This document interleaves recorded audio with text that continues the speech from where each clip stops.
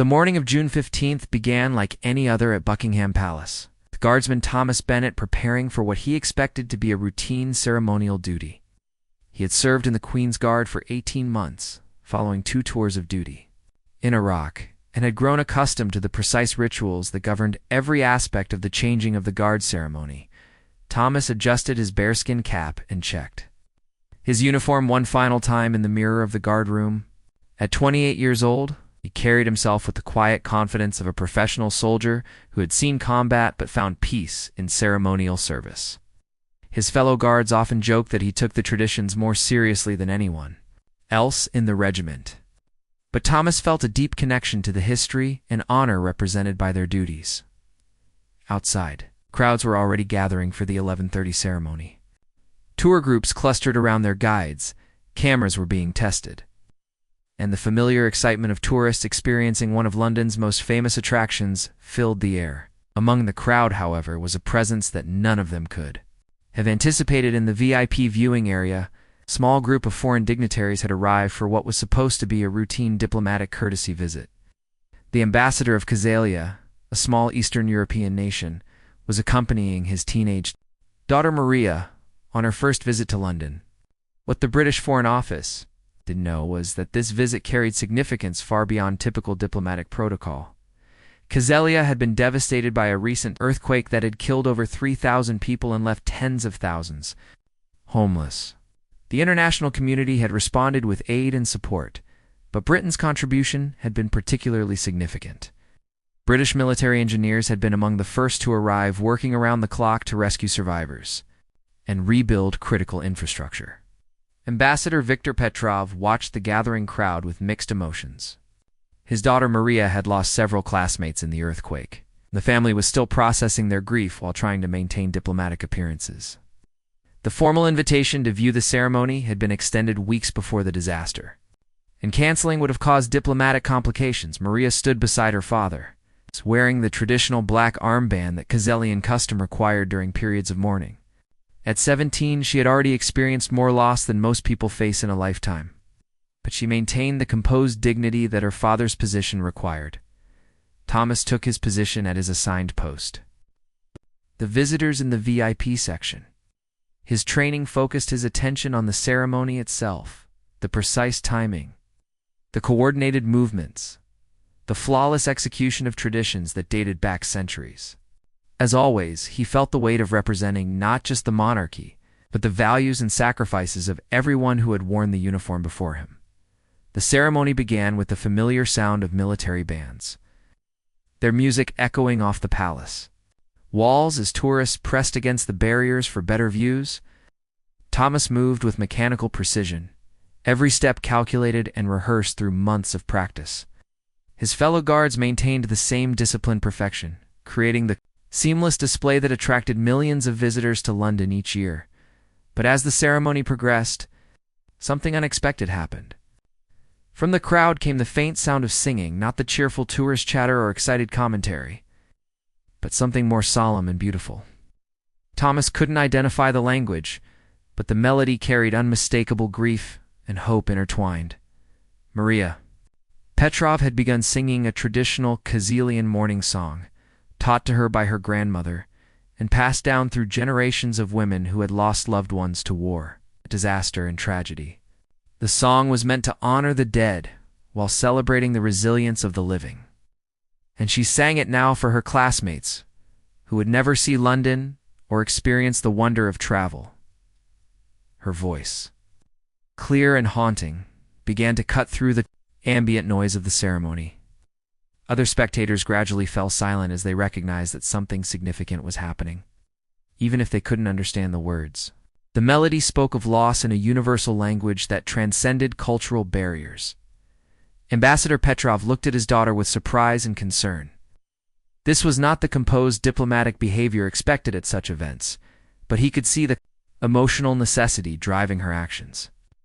The weight of recent tragedy was too heavy for formal protocols to contain. Thomas heard the singing clearly now. Something about its mournful beauty struck him deeply. During his deployment in Iraq, he had heard similar songs from local women mourning their losses, and the memory connected this moment to his combat experiences in an unexpected way.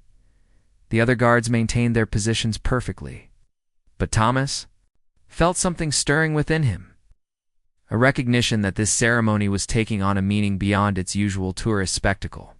The young woman's voice carried real pain, real loss, and real hope in a way that transformed the formal pageantry into something more profound. As the ceremony reached its climax, Maria's song grew stronger, joined now by her father's deeper voice as he recognized the healing power of the moment for his daughter. Other Khazelian diplomats in their small group began to hum along, creating a chorus of grief and remembrance that seemed to sanctify the entire proceeding. Thomas found himself at a crossroads between military discipline and human compassion. His training demanded absolute adherence to protocol, but his heart was responding to the obvious pain and dignity of the mourning family. The song wasn't disrupting the ceremony, it was adding a layer of meaning that elevated it beyond mere tradition. The crowd had become completely silent, except for the Khazelian voices. Many tourists were visibly moved by what they were witnessing. Some had tears in their eyes, recognizing that they were experiencing something sacred rather than simply entertaining as his moment of decision approached. Thomas thought about his own experiences with loss and grief.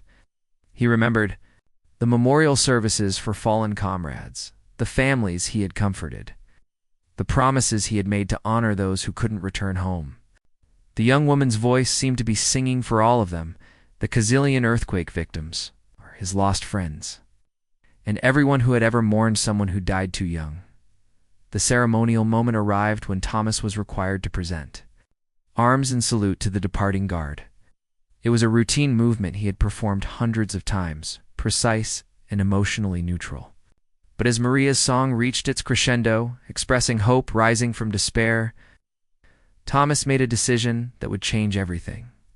Instead of the standard military salute, he slowly removed his bearskin cap and held it over his heart in the traditional gesture of mourning and respect.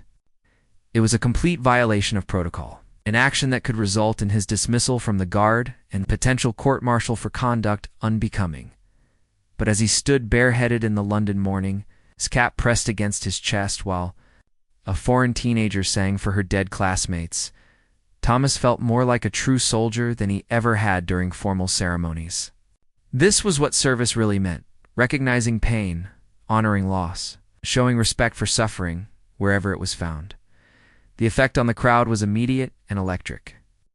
The unusual sight of a Queen's Guard, breaking protocol in such a meaningful way, sent a wave of emotion through the spectators.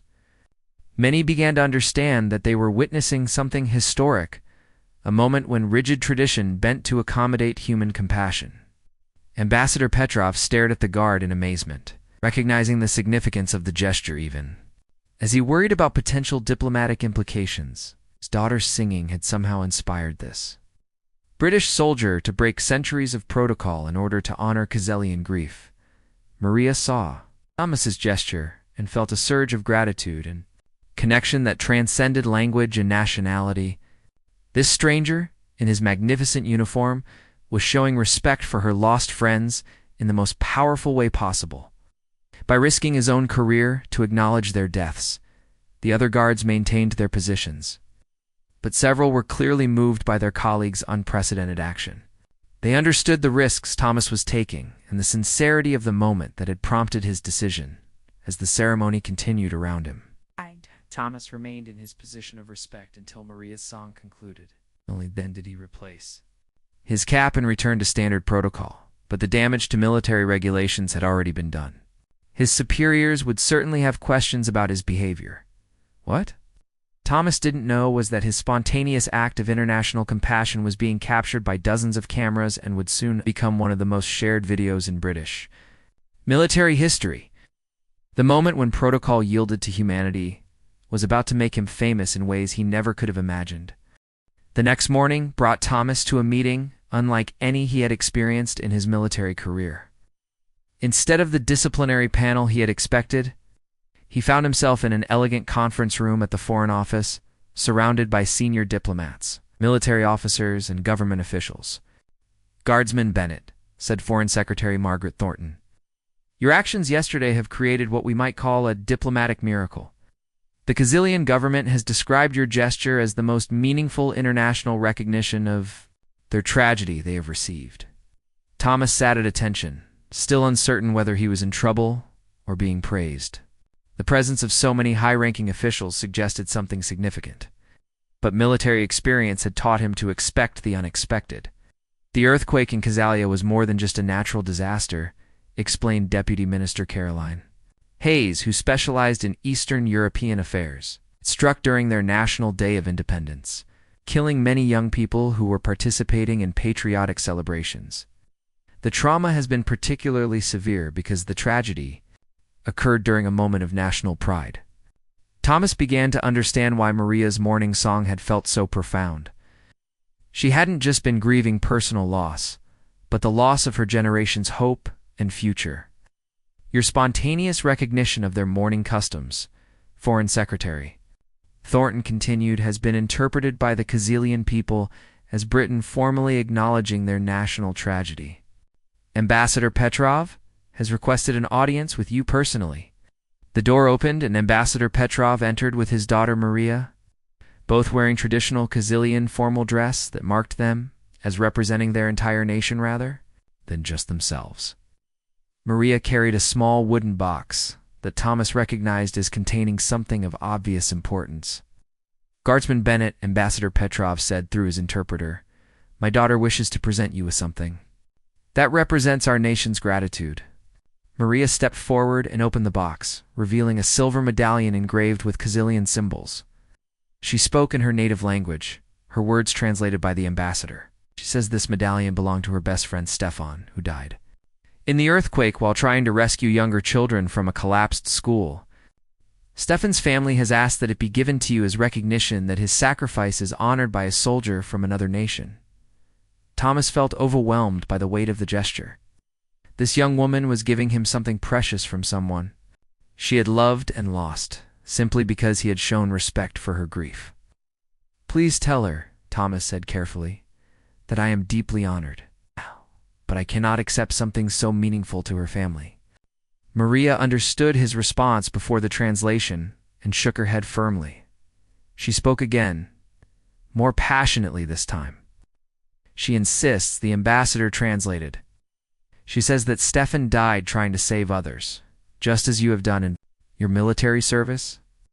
She believes he would want his memory carried by someone who understands the meaning of sacrifice. The ceremony of accepting the medallion was conducted with formal dignity that seemed to transform the government conference room into a sacred space. Thomas understood that he was receiving more than a gift. He was being entrusted with a piece of another nation's heart. Guardsman Bennett, Foreign Secretary Thornton said, once the presentation was complete, "Your actions have created an opportunity for something unprecedented. The Kazilian government has invited you to visit their country as an official representative of British military compassion." Thomas looked surprised. "Ma'am, I'm just a guardsman. Surely this kind of diplomatic mission requires someone of higher rank." General Patricia Davies, who had been observing silently, spoke for the first time. "Guardsmen, sometimes the most powerful diplomacy comes from individual actions rather than official policies. Your gesture yesterday spoke louder than any formal statement we could have issued." The general explained that traditional diplomacy often failed to address emotional and cultural needs, especially during times of crisis. Thomas's spontaneous act of respect had succeeded where formal protocols might have fallen short. "The Kazilian people don't want to meet with politicians or diplomats," she continued. "They want to meet the soldier who saw their pain and responded with honor. You've become a symbol of British values at their most authentic." Maria spoke again, and her father translated with obvious emotion. She says that when she was singing yesterday, she felt alone with her grief in a foreign country. But when you removed your cap and honored her song, she felt that her friends' deaths were being acknowledged by the entire British nation. Thomas realized that his simple gesture had carried meaning far beyond what he had intended. To show respect for one grieving teenager, he had somehow represented his entire country's compassion toward a suffering nation. "If I accept this mission," Thomas asked, "what would be expected of me?" Foreign Secretary Thornton smiled. "Just be yourself, Guardsman. The same instincts that led you to break protocol yesterday are exactly what we need for this kind of cultural diplomacy. As the meeting concluded, Thomas understood that his military career was taking an entirely unexpected direction. From ceremonial guard to international symbol of compassion, the transformation seemed impossible. But the evidence was sitting right in front of him in the form of a grateful teenager and her nation's highest appreciation. The medallion around his neck felt heavier than any medal he had ever worn, carrying as it did the hopes and grief of an entire people who had found comfort in the simple humanity of a British soldier's respect. 2 weeks later, Thomas found himself stepping off a military transport aircraft onto the tarmac of Kazalia's capital city, Avak. The landscape before him was a sobering reminder of the earthquake's devastation, partially collapsed buildings, temporary shelters, and the ongoing work of reconstruction crews from multiple nations working together to rebuild what had been lost. Ambassador Petrov was waiting with a delegation that included government officials, military personnel, and most importantly, families of earthquake victims who had specifically requested to meet the British Guard who had honored their mourning customs. Maria stood beside her father, no longer wearing the formal diplomatic attire from their London meeting, but traditional Kazilian clothing that marked this as a cultural rather than political occasion. Guardsman Bennett, Ambassador Petrov said, "Warmly, welcome to Kazalia. Our people have been eagerly awaiting your arrival." Thomas was struck by the genuine warmth of the reception. These weren't diplomats going through formal motions, but people who clearly felt a personal connection to him based on his gesture at Buckingham Palace. The distinction was both humbling and overwhelming. As they drove through the city, Thomas could see the extensive damage caused by the earthquake. But he also saw something else: British military engineers working alongside local crews, their Union Jack patches visible on vehicles and equipment scattered throughout the reconstruction zones. "Your country's help has been extraordinary," Maria explained in careful English she had been practicing since their London meeting. "But until your gesture at the palace, we felt like our grief was invisible to the outside world. You made our pain visible and worthy of respect." Their first stop was the site of Stefan's school, where Maria's best friend had died trying to save younger students. The building had been completely destroyed, but a temporary memorial had been erected where families could come to remember the victims. Thomas stood before the memorial wall, reading names of children and teenagers who had been killed in what should have been a moment of national celebration. The weight of individual tragedy behind each name reminded him of military memorials he had visited, where young lives cut short were honored by those who survived. Stefan wanted to be a doctor, Maria told him, pointing to a photograph of a smiling boy about her own age. He was always helping people, always trying to make others feel better. When the earthquake started during our Independence Day parade, he ran back into the school instead of running to safety. Thomas studied the photograph, seeing in Stefan's young face the same sense of purpose and service that had driven his own military career. The boy had made the same choice Thomas had made in Iraq, to risk personal safety for the sake of others. "He sounds like a true hero," Thomas said sincerely. "The kind of person who makes any nation proud." Maria smiled through her tears. "That's why I wanted you to have his medallion. You both understand that some things are more important than personal safety." As they moved through the memorial site, Thomas met other families who had lost children in the earthquake. Each had their own story of young people who had tried to help others instead of saving themselves. The pattern of sacrifice reminded him powerfully of the military values he had been taught: duty before self, service before comfort.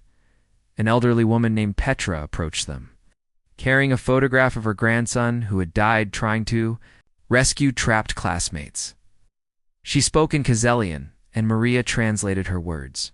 She says that her grandson, Alexei, loved British history and dreamed of visiting London to see the Queen's Guard. She watched your ceremony online and believes Alexei's spirit was honored by your gesture. Thomas felt the profound responsibility of representing not just his own nation, but the hopes and dreams of young people he had never met, but who had died embodying the same values he tried to live by.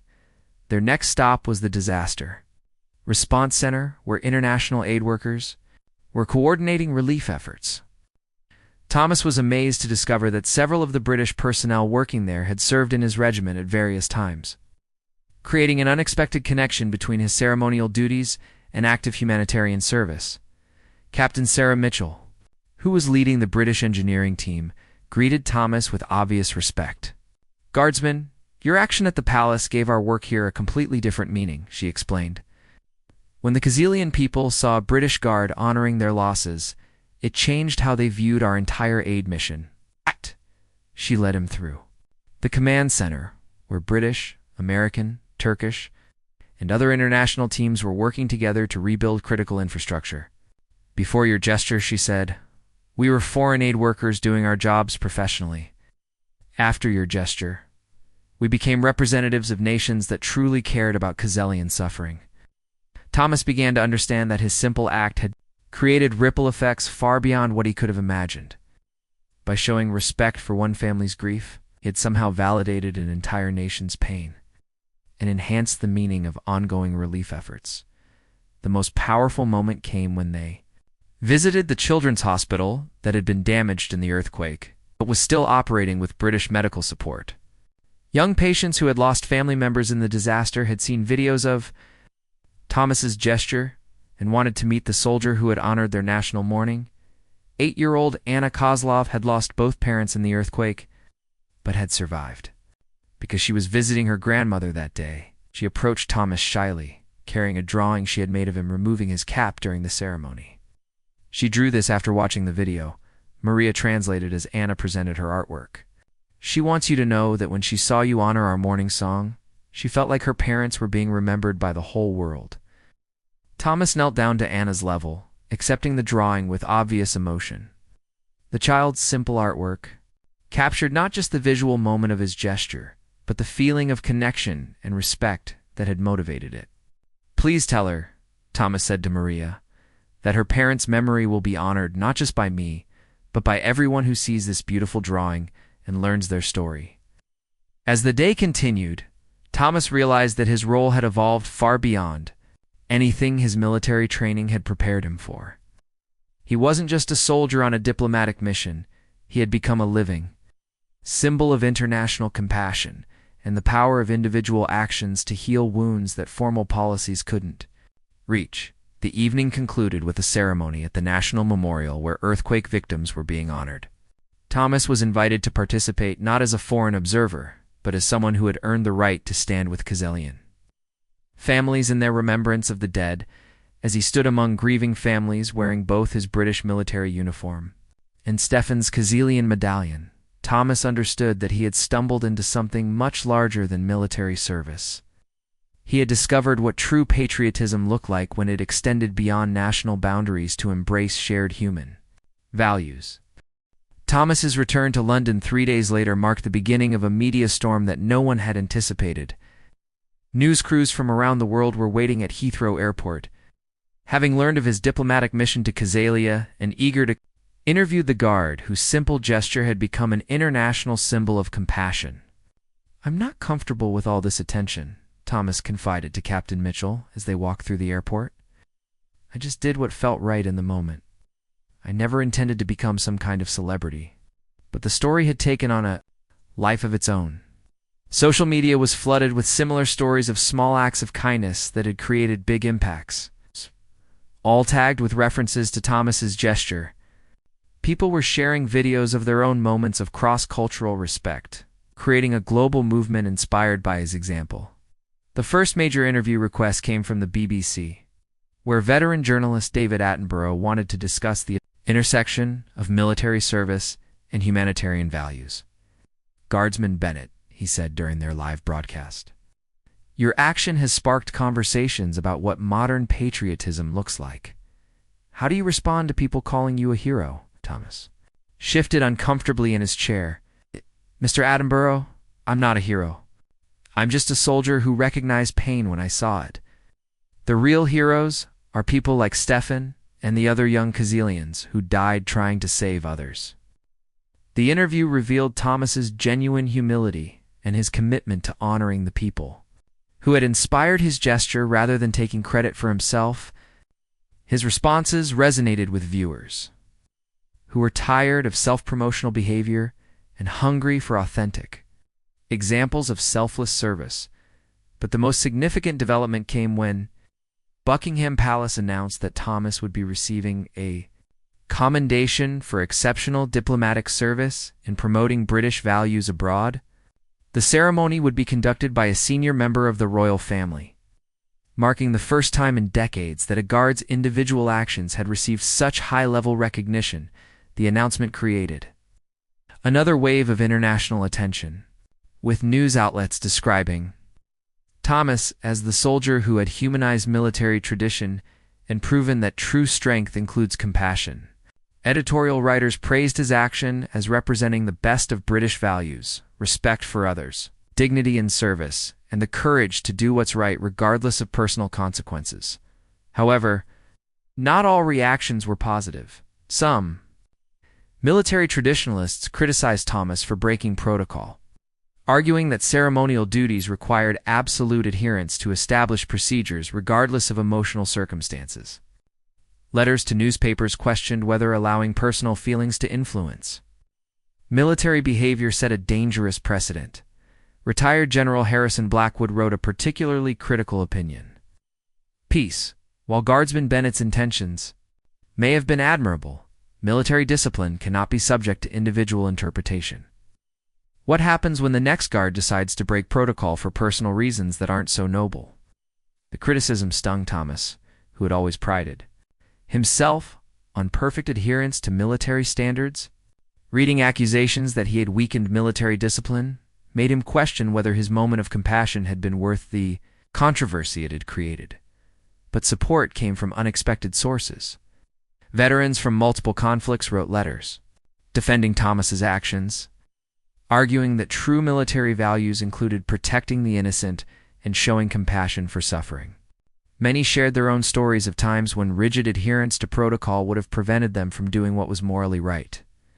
Lieutenant Colonel Rebecca Adams, who had served in Afghanistan alongside Thomas, wrote a particularly powerful defense. I watched Guardsman Bennett risk his life repeatedly to save others in combat. His gesture at Buckingham Palace wasn't a violation of military values. It was the perfect expression of them. The debate reached its peak when Sergeant Major Crawford was interviewed on national television about the incident. In my years managing ceremonial duties, he said, I've never seen a breach of protocol that so perfectly captured the spirit of what we're trying to represent. Military tradition isn't about blind obedience, it's about serving something greater than yourself. His endorsement of Thomas's actions carried significant weight within military communities. It's helping to shift opinion toward viewing the gesture as an enhancement rather than a violation of ceremonial traditions. Meanwhile, the partnership between Britain and Cazalia was deepening in unexpected ways. The earthquake response had evolved from emergency aid to long-term reconstruction support, with British military engineers working closely with Cazalian teams to rebuild not just infrastructure, but hope for the future. Thomas learned that his gesture had inspired increased volunteer participation in the reconstruction effort. British citizens who had seen his video were donating money, time, and expertise to help Cazalia recover. The simple act of removing his cap had somehow opened hearts and wallets across Britain. You've created something beautiful, Maria told him during a video call from Novak, where she was now volunteering at the children's hospital that British medical teams had helped establish. Your respect for our mourning has brought our nations together in ways that political agreements never could. The most moving response came from Stefan's family, who sent Thomas a letter expressing their gratitude for keeping their son's memory alive through international friendship. Stefan believed in building bridges between people, his mother had written. Your friendship with Maria and your respect for our customs represents exactly what he would have wanted his legacy to be. As the day of his commendation ceremony approached, Thomas reflected on how dramatically his life had changed from a single moment of human compassion. What had started as an instinctive response to a teenager's grief had evolved into a symbol of international friendship and a new model for military diplomacy. The controversy about protocol versus compassion continued in military journals and public forums, But Thomas was no longer concerned about criticism. He had learned that sometimes the most important military operations happen not on battlefields, but in moments when soldiers choose to see beyond uniforms and recognize the shared humanity that connects all people. His upcoming ceremony would celebrate not just his individual action, but the power of military service to create peace through understanding rather than strength through intimidation. In a world often divided by conflict, Thomas had accidentally discovered a different way to serve his country by showing that British values included the courage to break rules when compassion demanded it. The morning of Thomas's commendation ceremony dawned bright and clear. With crowds gathering outside Buckingham Palace hours before the scheduled event, what had begun as a private recognition had evolved into a public celebration of military compassion that attracted visitors from around the world. Among the crowd were hundreds of Khazilian expatriates living in London, many wearing traditional dress and carrying flowers to honor both Thomas and the memory of their countrymen lost. In the earthquake, their presence transformed the ceremony from a British military event into an international celebration of shared values and mutual respect. Thomas prepared for the ceremony with careful attention to every detail of his uniform. Appearance would be scrutinized by millions of viewers worldwide. The irony wasn't lost on him that his moment of breaking protocol was being honored through the most formal protocol possible. "You ready for this, Bennett?" studio roommate Peter Walsh as they walked through the palace corridors toward the ceremony room. "Half the world's going to be watching you get decorated for breaking the rules." Thomas smiled nervously. "I keep thinking about Stefan and all the young people who died in the earthquake. This ceremony should really be honoring them, not me." "That's exactly why you deserve this recognition," Peter replied. "You're the only person I know who would be more concerned about honoring others than celebrating yourself." The ceremony room was filled with an extraordinary mix of attendees. Military families sat alongside diplomatic officials. Veterans groups shared space with international aid workers. And most prominently, a delegation of Khazilian families who had traveled to London specifically to witness Thomas's recognition. At the front of the room, His Royal Highness Prince Edward waited with the ceremonial medal that would officially recognize Thomas's act of international compassion. The medal itself was unique, specially commissioned to acknowledge not just military service, but the use of military position to promote peace and understanding between nations. "Ladies and gentlemen," the prince began as the ceremony commenced, "we gather today to recognize an act that represents the finest traditions of British military service." Guardsman Thomas Bennett demonstrated that true strength sometimes requires the courage to break with tradition when human compassion demands. Thomas stood at attention as the prince continued his remarks, but his mind wandered to the faces he had met in Kazelia.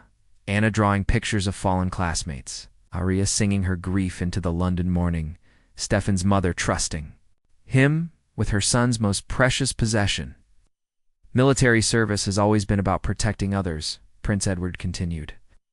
"But Guardsman Bennett showed us that protection can take many forms. Sometimes the most powerful weapon, a soldier, can deploy a simple human kindness and respect for others' pain." The prince called Thomas forward for the actual presentation of his commendation. As Thomas approached, he noticed Maria and her father in the front row, both wearing the same traditional clothes they had worn when presenting him with Stefan's medallion. "Guardsman Thomas Bennett," Prince Edward announced formally, "for exceptional service in promoting British values of compassion and respect on the international stage, and for demonstrating that military discipline includes the wisdom to know when humanity must take precedence over protocol. I present you with the Distinguished Service Cross for diplomatic achievement." As the medal was pinned to Thomas's uniform, the room erupted in applause that seemed to go on forever.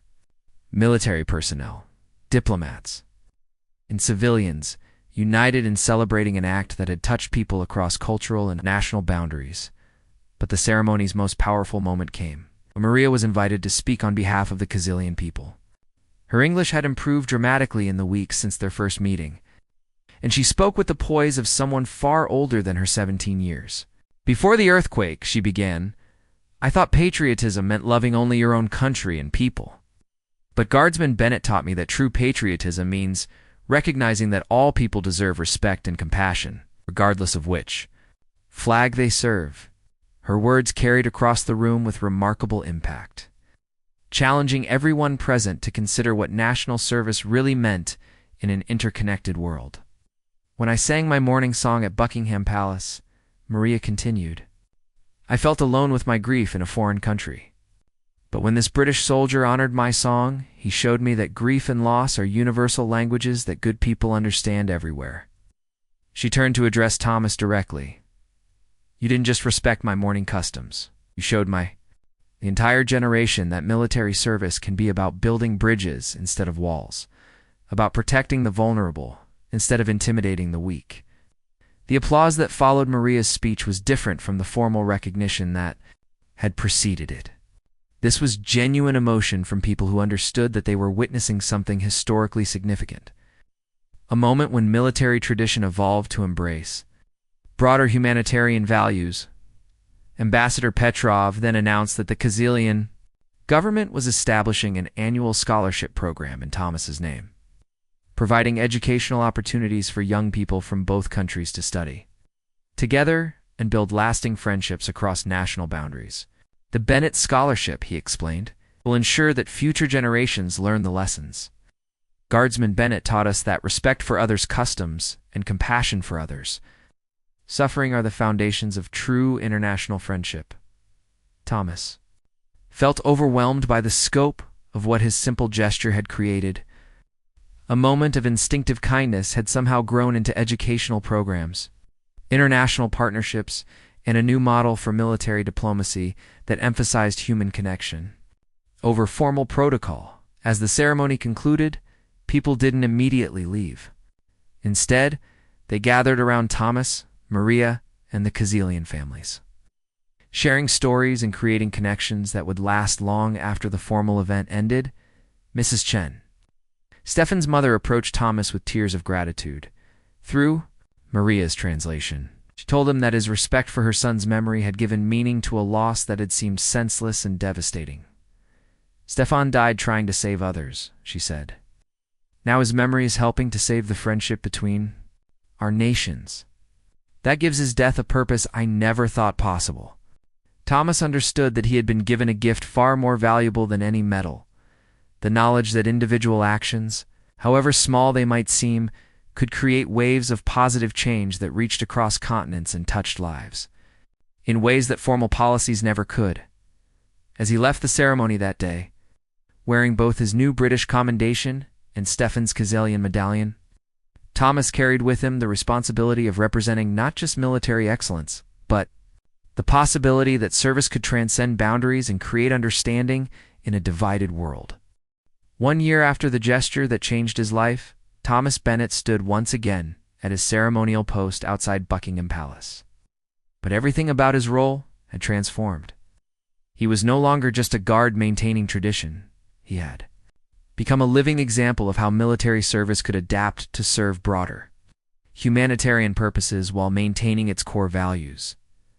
The anniversary of his famous gesture had been declared International Military Compassion Day by the United Nations, with ceremonies taking place at military installations worldwide to honor service members who had shown exceptional humanity in their duties.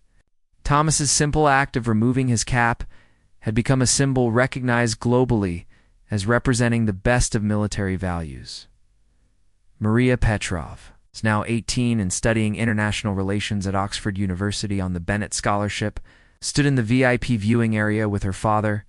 She had grown from a grieving teenager into a confident young woman dedicated to promoting the kind of cross-cultural understanding that Thomas's gesture had inspired.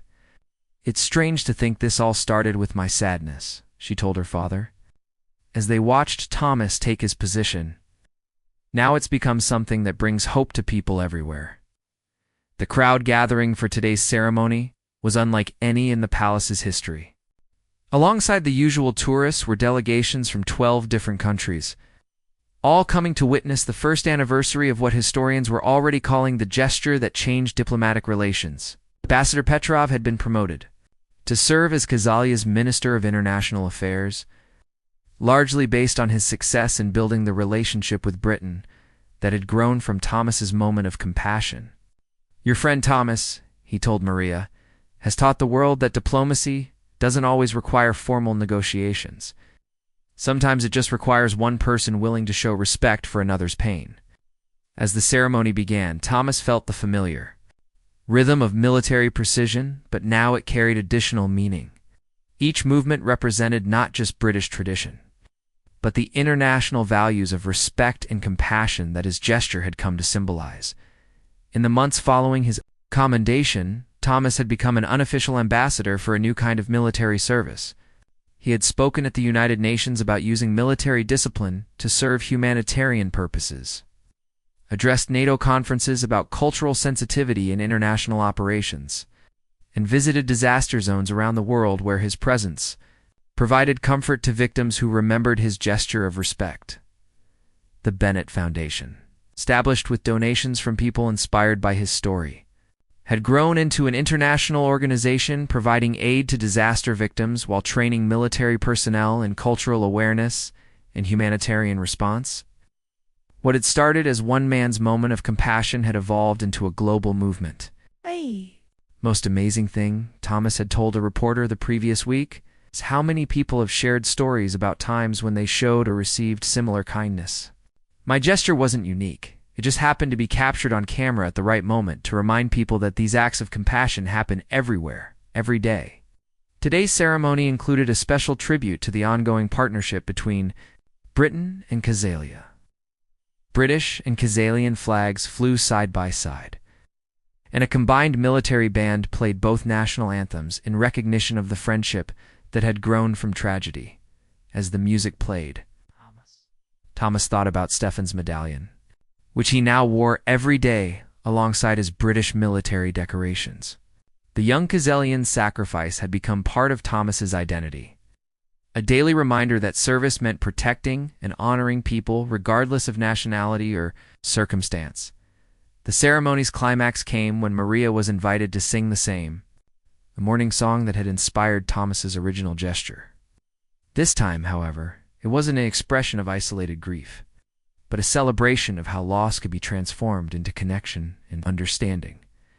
As her voice rose over the palace courtyard, Thomas once again removed his cap and held it over his heart. But now he wasn't alone. Guards from 6 different nations, all visiting for the anniversary celebration, followed his example in an unprecedented display of international military solidarity. The image of soldiers from different countries honoring Kazalian grief together became the defining photograph of the event, shared millions of times as a symbol of how military service could unite rather than divide nations. After the ceremony, Thomas was approached by General Davies with news that would cap his remarkable year.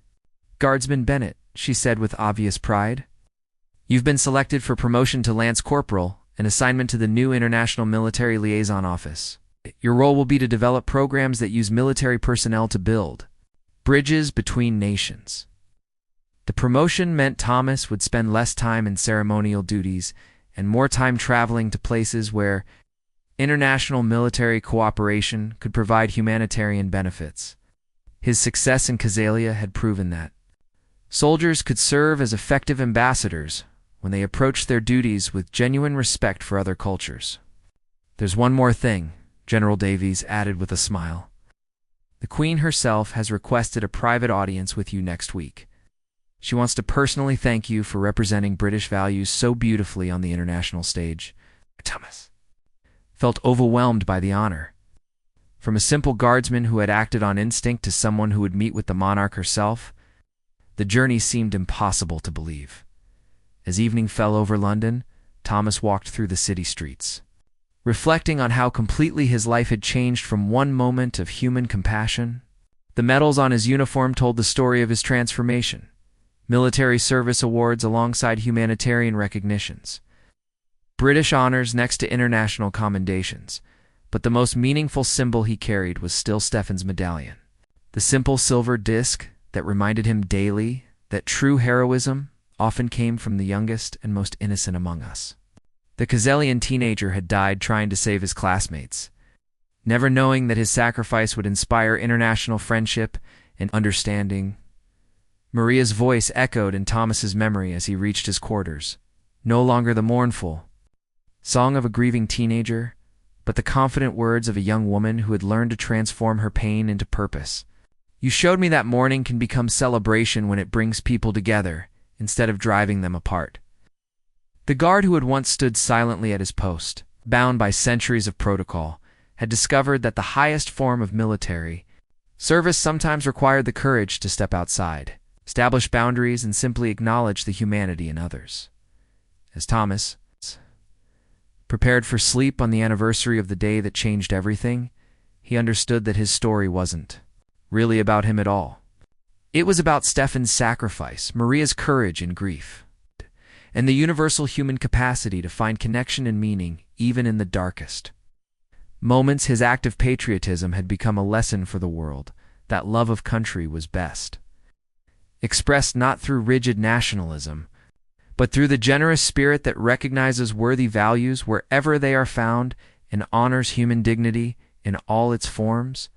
Tomorrow would bring new challenges and opportunities to serve, but tonight Thomas Bennett rested as a man who had learned that the greatest military victories are sometimes won not through force, but through the simple courage to care about others' pain and respond with genuine respect and compassion.